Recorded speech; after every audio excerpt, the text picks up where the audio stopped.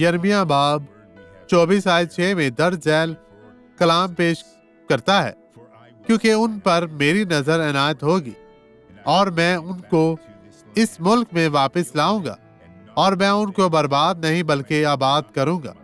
میں ان کو لگاؤں گا اور اکھاڑوں گا نہیں۔ یہ کس کی بات کر رہے ہیں ڈاکٹر سوارگ؟ یہ اسرائیل کے متعلق بات ہو رہی ہے میرے بھائیوں۔ بنیادی طور پر یہودا جو قید میں چلا گیا، لیکن اس میں دیگر 10 قبائل بھی شامل تھے۔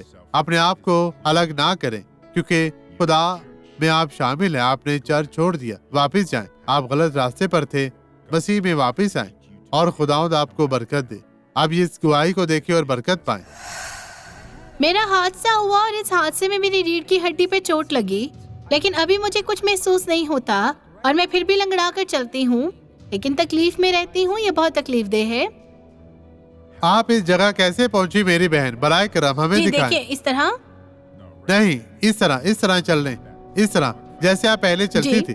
یہاں اب وہاں اچھے طریقے سے چلے۔ میں یسوع کے نام میں آپ کو برکت دیتا ہوں۔ آگے بڑھے، آگے بڑھے۔ اب آپ آزاد ہیں، بدی آپ کو چھو نہیں سکتی۔ شیطان آپ کی زندگی سے جا چکا ہے، کیونکہ آپ یسوع میں بابرکت ہیں۔ واپس آئیں بہن، واپس آئیں، تیز تیز چلتی ہوئی واپس آئیں۔ خداوند آپ کو برکت دے رہا ہے۔ چلے چلے چلے چلے، مسیح یسوع ناصری میں آپ اور آپ کا گھرانہ نجات یافتہ ہے۔ اب آپ آزاد ہیں۔ اس کی طرف دیکھیں بھائیو، یہ بہن اب بالکل ٹھیک ہے، انہیں کسی طرح کا کوئی مسئلہ نہیں ہے۔ چلے چلے چلے، اب آپ پھر سے اس طرف چلیں۔